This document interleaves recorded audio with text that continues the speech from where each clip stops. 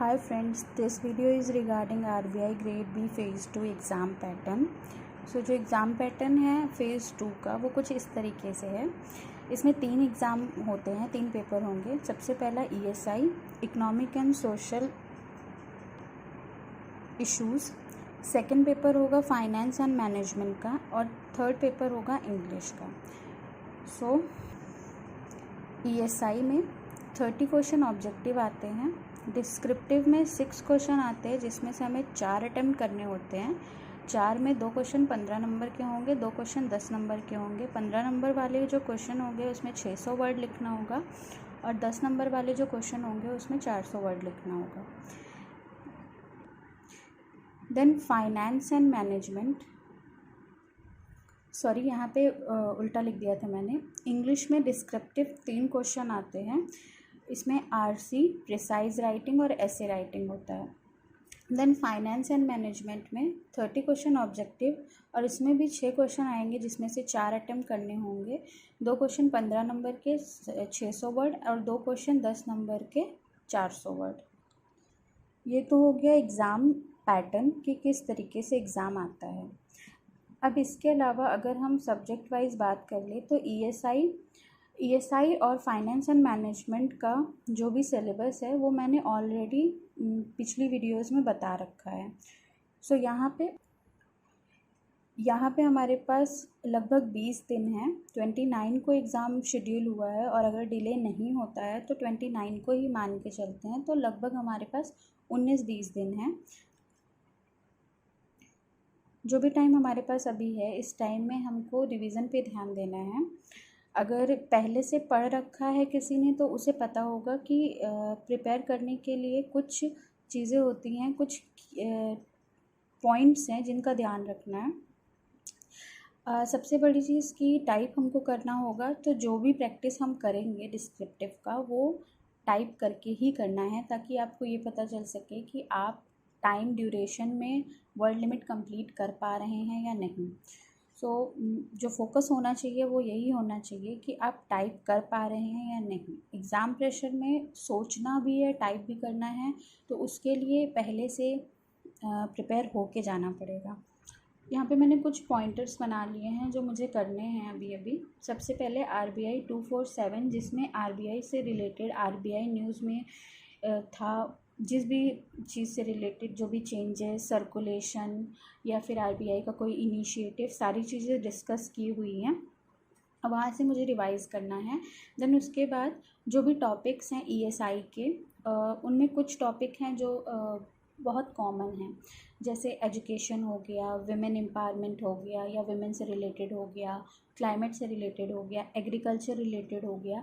तो उन सबको सारे टॉपिक्स के पॉइंटर्स बनाने हैं। छोटे छोटे पॉइंट्स बना लेंगे तो क्या होगा कि जब हम उसको मेमोराइज़ कर लेंगे, टाइप करेंगे, तो वो वही पॉइंटर्स हमारे दिमाग में रहेंगे, तो उससे बहुत आसानी होगी हमको लिखने में। देन उसके बाद जो भी हम पॉइंटर्स बनाएंगे, लाइक हमने एग्रीकल्चर का एक अपना तैयार किया, तो उसी के नीचे एग्रीकल्चर रिलेटेड जो भी स्कीम्स हैं, स्कीम्स के जो भी फ़ायदे हैं, कब लॉन्च हुआ क्या, वो सारी चीज़ें उसी में मेंशन कर देंगे ताकि रिवीजन के लिए हमारे पास सारी चीज़ें एक ही जगह पे हो जाएं। उसके बाद टॉपिक पे शॉर्ट नोट, हर टॉपिक से रिलेटेड छोटे छोटे शॉर्ट नोट। तो ये शॉर्ट नोट जो आपने की पॉइंटर्स लिखे हैं और स्कीम को साथ में किया हुआ है, उसी से आपके शॉर्ट नोट तैयार हो जाएंगे। ये करके रखने से फ़ायदा ये होगा कि लास्ट के जो 1-2 दिन होंगे उसमें जस्ट आपको ऐसे ग्लेंस लेना है तो सारी चीज़ें रिकॉल हो जाएंगी। अब इसके बाद अगर हम देखते हैं तो फाइनेंस और मैनेजमेंट भी मैंने नोट्स बनाई हुई है, तो मैनेजमेंट का मैं उसी नोट से रिवाइज़ करूँगी और फिर कुछ 5-6 क्वेश्चन स्टैंडर्ड हैं जो मैनेजमेंट से आने हैं और कुछ ही टॉपिक हैं मैनेजमेंट में जिससे क्वेश्चन आता है, जैसे लीडरशिप हो गया, कम्युनिकेशन हो गया। तो उन टॉपिक्स को पहले अच्छे से रिवाइज़ करना है और फिर जो स्टैंडर्ड क्वेश्चन है उसी को बार बार प्रैक्टिस करना है। और यहाँ पे इथिक्स का भी एक पोर्शन आ जाता है, तो इथिक्स के लिए भी कुछ स्टैंडर्ड क्वेश्चन, 7-8 क्वेश्चन, 10 क्वेश्चन आप उसको चूज़ कर लो और देन उस पर प्रैक्टिस करो। फाइनेंस में अगर हम देखें तो फाइनेंस में कुछ टॉपिक नए भी ऐड हुए हैं, कुछ टेक्निकल टॉपिक्स हैं और कुछ टॉपिक्स हैं जो ईएसआई से रेजेम्बलेंस में हैं। तो फाइनेंस के लिए भी यही रहेगा कि फाइनेंस का जैसे ईएसआई के लिए की पॉइंट्स बनाने हैं और उसमें फिर स्कीम्स अगर हैं उससे रिलेटेड तो उसको रिलेट करके इस तरीके से कर लेना है। ये उन लोगों के लिए है जिन्होंने पहले से पढ़ रखा है। जो नहीं पढ़े हुए हैं तो उनको मैं ये सजेस्ट कर सकती हूँ कि प्रीवियस ईयर क्वेश्चन पेपर जो भी मिल रहे हैं, अवेलेबल हैं, एक बार उनको देख के क्वेश्चन के किस तरीके से आ रहे हैं वो देख के उस पर प्रैक्टिस कर सकते हैं। और तो कोई अभी ऑप्शन है नहीं, क्योंकि 20 दिन में पूरा सिलेबस तो कंप्लीट हो नहीं पाएगा। तो बेस्ट ऑप्शन यही होगा कि जो भी यूट्यूब पे फ्री चीज़ें मिल रही हैं आप उसको कर सकते हैं, या फिर आप प्रीवियस ईयर भी फॉलो कर सकते हैं। इसके अलावा जो जिन्होंने अभी तक बिल्कुल भी प्रिपेयर नहीं किया है तो इस टाइम पे अगर वो कोई टेस्ट सीरीज़ वगैरह ज्वाइन करना चाह रहे हैं तो वो अच्छा नहीं होगा, क्योंकि फिर चीज़ें कवर अप नहीं है अगर पहले से तो कुछ भी समझ नहीं आएगा। सो बेटर ये है कि पैसा वेस्ट ना करें और जो भी फ्री अवेलेबल सोर्सेज हैं उसी को प्रेफर करें। अब इसके अलावा मैंने लास्ट ईयर के ईएसआई के कुछ डिस्क्रिप्टिव क्वेश्चंस लिए हुए हैं, मैं उसको एक बार डिस्कस कर लेती हूँ। और ऐसे के टॉपिक्स हैं तो सबसे पहले स्टार्टिंग इससे करें, इन टॉपिक्स पे पहले लिखने की कोशिश करें। और अगर आपको इससे रिलेटेड कुछ भी मिल रहा है नेट पे इसका सल्यूशन, तो एक बार उससे कंपेयर करें कि आपकी राइटिंग और उस राइटिंग में क्या डिफरेंस है, या फिर किसी भी टीचर ने अगर डिस्कस किया हुआ है तो आप उससे भी कंपेयर कर सकते हैं। सो ये ईएसआई के वो क्वेश्चंस हैं जो 15 मार्क्स वाले हैं और 600 वर्ड में इनको लिखना है। सबसे पहला क्वेश्चन है, despite spread of urbanisation in village challenges सर्च as race, caste, gender discrimination still persist. In text context, what are the challenges faced by the protective discriminatory policy? तो सबसे पहले प्रोटेक्टिव डिस्क्रिमिनेटरी पॉलिसी के बारे में पता होना चाहिए। और दूसरी चीज़, ये क्वेश्चन का ये कहने का मतलब है कि अर्बनाइजेशन विलेज तक पहुंच रहा है लेकिन अभी भी डिस्क्रिमिनेशन है कास्ट वगैरह के बेसिस पे, जेंडर के बेसिस पे, जो गांव में नहीं पहुंच पाया है, जो आज भी परसिस्ट करता है। और बहुत एविडेंट है, अगर आप गांव से बिलोंग करते हैं तो आपको ये चीज़ पता होगी कि अभी भी गांव में कास्ट, रेस, जेंडर बेस पे डिस्क्रिमिनेशन परसिस्ट कर रहा है। तो उससे रिलेटेड यहाँ पे लिखना है। तो इसमें हम जो भी चीज़ें है, जो रियलिटी है वो मेंशन कर सकते हैं। और इससे रिलेटेड गवर्नमेंट के अगर इनिशिएटिव्स हैं कि उसको दूर करने के लिए गवर्नमेंट कौन कौन से इनिशिएटिव्स ले रही है, तो हमको वहाँ पे वो मेंशन करना होगा। अब 600 वर्ड में हम सिर्फ ये नहीं डिफ़ाइन कर सकते कि अर्बनाइजेशन कैसे गाँव में पहुँच रहा है या किस तरीके से ये सारी चीज़ें दूर नहीं हो रही हैं। हमको मेंशन करना होगा कि किस तरीके से गवर्नमेंट इनिशिएटिव ले रही है, एजुकेट कर रही है लोगों को, विमेंस को अपॉर्चुनिटी दे रही है, पंचायत में उनको रिजर्वेशन दे रही है ताकि ये सारी चीज़ें दूर हो सकें। देन सेकंड क्वेश्चन है, what is meant by economic reform from 90s till now? तो यहाँ पे इकोनॉमिक रिफॉर्म्स अगर आपको पता है, आपने पढ़ रखे हैं, तभी ये क्वेश्चन आप अप्रोच कर पाएंगे। और जो यहाँ पे तीसरा क्वेश्चन है, financial stability is essential to any financial institute और business, discuss in the light of financial stability report of RBI and economic reforms in the view of COVID outbreak in India.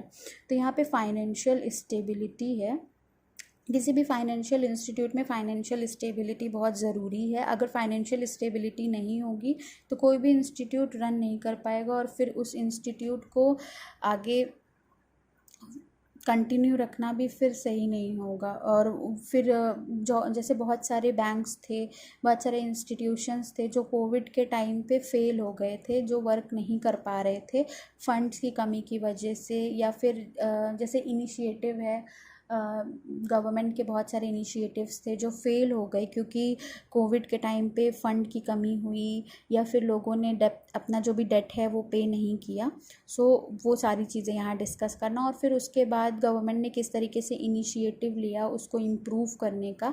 तो according to me I guess यहाँ पे जो भी asset reconstruction वाली चीज़ें हैं और बैड बैंक्स वगैरह हैं वो सब यहाँ पे ऐड किया जा सकता है, क्योंकि वो भी इकोनॉमिक रिफॉर्म्स में ही आएगा।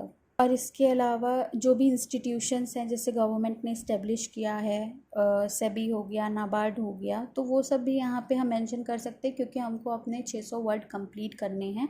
तो वो सारी चीज़ें हमको ये ध्यान में रखना होगा कि हाँ ये चीज़ें यहाँ पे हो सकती हैं।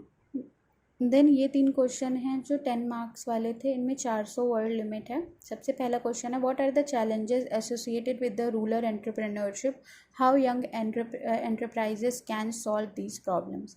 सो यहाँ पे रूरल एंटरप्रेन्योरशिप की बात हो रही है, तो सबसे पहले एंटरप्रेन्योरशिप को एक्सप्लेन करना, फिर उसकी इम्पोर्टेंस, देन उसके बाद रूरल एंटरप्रेन्योरशिप को एक्सप्लेन करना है और उससे रिलेटेड चैलेंजेस। तो यहाँ पे एंटरप्रेन्योरशिप पे अभी काफ़ी ज़्यादा फोकस किया जा रहा है और बजट में भी इसका मेंशन है, तो वहाँ से भी हम पॉइंट्स उठा सकते हैं और गवर्नमेंट किस तरीके से उसको इम्प्रोवाइज़ कर रही है। जैसे एक अभी स्कीम भी थी जो बजट में मेंशन है, महिलाओं के लिए है और सेल्फ हेल्प ग्रुप वगैरह है, ये सारी चीज़ें मेंशन कर सकते हैं। तो 400 वर्ड लिमिट कंप्लीट करने के लिए यहाँ पे जो भी एम्पावरमेंट वुमेंस का रिलेट कर रहा है, रूरल एंटरप्रेन्योरशिप को रिफ्लेक्ट कर रहा है, वो सब यहाँ पे मेंशन हो सकता है। देन सेकंड क्वेश्चन है, short note on current monetary policy. तो मॉनेटरी पॉलिसी तो बहुत बेसिक है, मॉनेटरी पॉलिसी उसके जो भी इंस्ट्रूमेंट्स हैं वो सारी चीज़ें तो बिल्कुल रटी होनी चाहिए। देन थर्ड क्वेश्चन है, what is NBFC, how it is different from banks, what are the 5 types of NBFC registered with RBI. तो सबसे पहले NBFC non banking financial,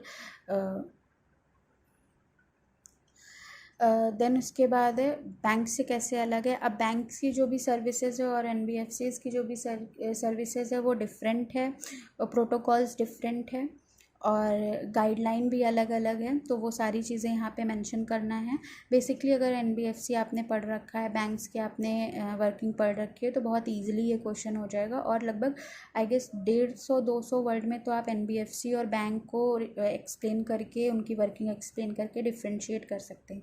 then उसके बाद 5 टाइप के जो भी हैं उनको थोड़ा थोड़ा एक्सप्लेन कर देंगे, तो अराउंड 400 वर्ड लिमिट में ये हो सकता है बहुत ईजिली। हाँ, मॉनेटरी पॉलिसी है, अगर यहाँ पे लिखा हुआ है तो शॉर्ट नोट लिखना है, 400 वर्ड में लिखना है, ये भी ध्यान रखना है। तो मॉनेटरी पॉलिसी को एक्सप्लेन करने के बाद कितने लोग होते हैं, कौन कहाँ से होता है, प्रेजेंट कौन है, अगर आपको याद है तो आप वो भी मेंशन कर सकते हैं। पॉलिसी रेट अभी प्रेजेंट में क्या चल रहे हैं आप वो भी मेंशन कर सकते हैं। और इसके अलावा जो भी जैसे आरआर क्या होता है, सीआर क्या है, सीएलआर, एसएलआर, सारी चीज़ें मेंशन कर सकते हैं। तो 400 वर्ड लिमिट आसानी से हो जाएगी। सो यहाँ पे ये ईएसआई के जो क्वेश्चंस मुझे प्रीवियस ईयर के मिले थे वो यही थे। और अगर आप 10 मार्क्स वाले देखो तो 10 मार्क्स वाले और 15 मार्क्स वालों को जब हम कंपेयर करेंगे तो 10 मार्क्स वाले क्वेश्चंस जो हैं वो ज़्यादा इजीली डुएबल लग रहे हैं, जबकि 15 मार्क्स वाले उतने समझ नहीं आ रहे होंगे और वर्ड लिमिट भी थोड़ी ज़्यादा लग रही होगी कंपैरेटिवली। बट अगर पहले से पढ़ा हुआ है और पॉइंटर्स अगर आपके पास बने हुए हैं तो बहुत ईजिली आप उसको भी कर सकते हैं। मेन यहाँ पे ये ध्यान रखना है कि आपके पास स्कीम्स वगैरह होनी चाहिए ताकि आप वर्ड लिमिट को कंप्लीट कर सकें, क्योंकि सिर्फ टॉपिक पे इतने सारी चीज़ें नहीं होती हैं जो आप उसमें लिख सकते हैं। अब इसके बाद ऐसे के जो टॉपिक्स हैं मेरे पास, मैं वो डिस्कस कर लूँ। तो ये ऐसे के टॉपिक्स हैं। पहला टॉपिक है, piece can not be kept by force, it can only be achieved by understanding. इसको एलेबोरेट करना है। तो यहाँ पे पीस को फोर्सफुली नहीं बल्कि अंडरस्टैंडिंग से डेवलप किया जा सकता है। अब इस पे एक्सप्लेन करना है। अगर पहले से पीस पे ऐसे तैयार किया हुआ है तब तो ये अप्रोच करना ठीक है, अदरवाइज़ फिर इसको अटेम्प्ट करना सही नहीं होगा। दूसरा है, role of female entrepreneurship in India. अभी क्वेश्चन था, तो अगर वो क्वेश्चन किसी ने अटेम्प्ट किया है तो वो यहाँ पे भी अटेम्प्ट कर सकता है आसानी से, और ये काफ़ी डूएबल है क्योंकि इसमें काफ़ी सारे पॉइंट्स मिल जाएंगे लिखने को। देन थर्ड क्वेश्चन जो है, advantages and disadvantages of renewable energy, how is OSOWG initiative will help in eliminating these disadvantages. सबसे पहली चीज़ तो यहाँ पे OSOWOG इनिशिएटिव पता होना चाहिए, अदरवाइज़ ये क्वेश्चन नहीं कर पाएंगे। देन फोर्थ है, India has become an medical designation for the world. तो यहाँ पे हमारे मेडिकल जो भी एडवांसमेंट हुए हैं, मेडिसिन में जो हमने अचीव किया है उससे रिलेटेड है। तो यहाँ पे हम थोड़ा सा हिस्ट्री को भी ऐड कर सकते हैं कि किस तरीके से हिस्ट्री में हमारे पास मेडिसिन थी, किस तरीके से, जैसे हमारे यहाँ से ही पहले प्लास्टिक सर्जरी हुई है। ये सारी चीज़ें भी थोड़ा सा ऐड कर सकते हैं जो इसको और इन्हांस कर देगा। उसके अलावा मेडिसिन से रिलेटेड क्या अभी गवर्नमेंट का इन्वेस्टमेंट है और ह्यूमंस क्या कर रहे हैं। हमारा एक रिपोर्ट भी आया था जिसमें ये मेंशन है चीज़ें कि कितना हम खर्च कर रहे हैं, कितना गवर्नमेंट खर्च कर रही है। तो ये सारी चीज़ें इस पे हम कर सकते हैं और इम्प्रूवमेंट वगैरह भी जो भी हुआ है। सो ये टॉपिक्स थे और क्वेश्चन जो भी मुझे मिला प्रीवियस ईयर ESI का और SA का। आई होप अगर इसको प्रैक्टिस करते हैं तो काफ़ी क्लैरिटी हो जाएगी किस तरीके का क्वेश्चन आना है और किस तरीके से चीज़ों को लिखना है। तो सबसे पहले प्रीवियस ईयर का क्वेश्चन अटेम्प्ट करें और उसी को सॉल्व करें, देन उससे इवैल्यूएट करें, 2-4 लोगों से इवैल्यूएट कराएं कि किस तरीके से आपका आंसर है और क्या उसमें कमियां रह रही हैं। दूसरों के आंसर से अपने आंसर्स को कंपेयर करें और उसके बाद फिर कुछ नए क्वेश्चंस प्रैक्टिस करें। So best of luck and do your preparation. Pre का टेंशन नहीं ले। अगर आपको ज़रा भी लग रहा है कि आपका क्लियर हो जाएगा तो मेंस के लिए स्टार्ट कर दे प्रिपरेशन। अगर नहीं भी प्री क्लियर होता है तो ये जो भी आप राइट करेंगे ये आगे चल के ही आपको हेल्प होगा, क्योंकि हर मेंस एग्ज़ाम में अगर PO का मेंस एग्ज़ाम आप दे रहे हैं तो उसमें ऐसे वगैरह लिखने को आता है तो वो कहीं ना कहीं हेल्पफुल ही होगा।